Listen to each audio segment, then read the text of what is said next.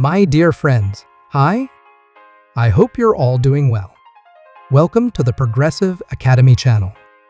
In this video, we're going to dive into editing our panels, exploring the Premiere Workspace, and seeing what capabilities it offers.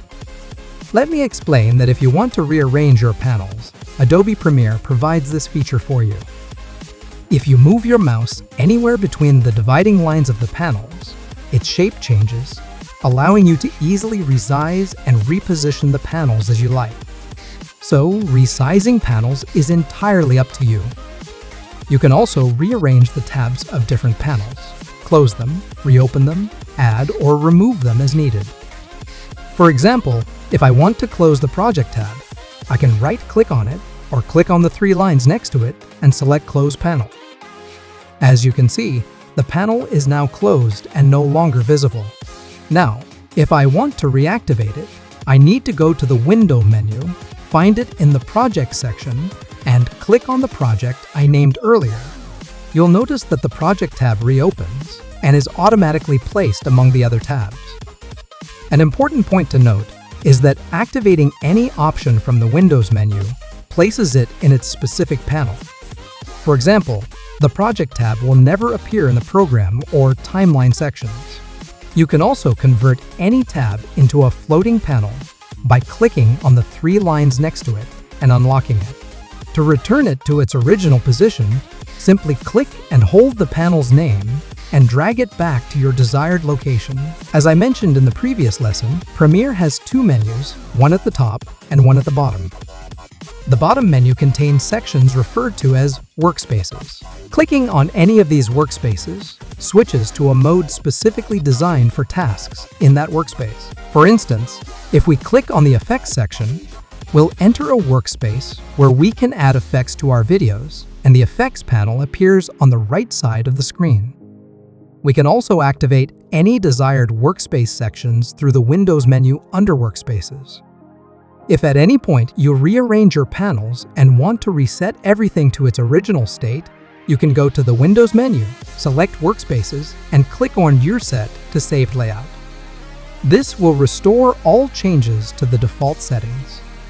You can achieve the same result by double-clicking on the Edit option, which first displays a warning asking whether you want to revert changes to their original state. If you click Yes, everything will return to its previous state. Alright, now let's create a new customized workspace with our own settings. I'll make some adjustments here, resizing the panels.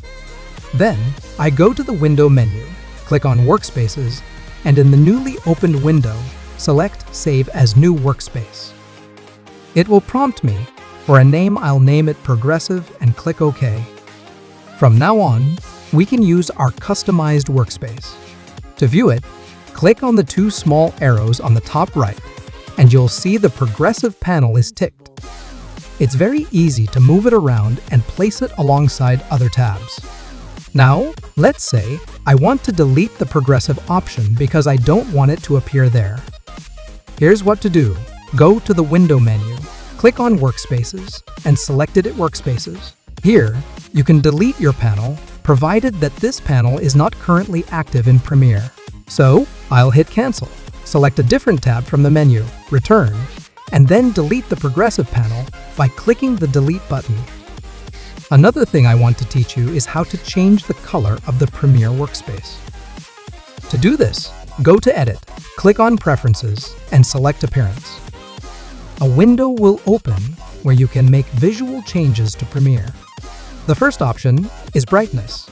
The further you move it to the right, the brighter the workspace becomes, and the further left you move it, the darker it becomes.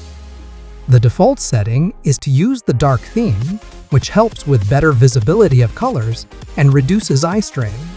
I recommend sticking with the dark theme for these reasons and not changing your workspace color. Alright, I won't go into more detail. In this video, we got acquainted with the different workspace modes, learned how to manage them, create new workspaces, or delete them. In future lessons, we'll explore all the panels at the top, as they have diverse features.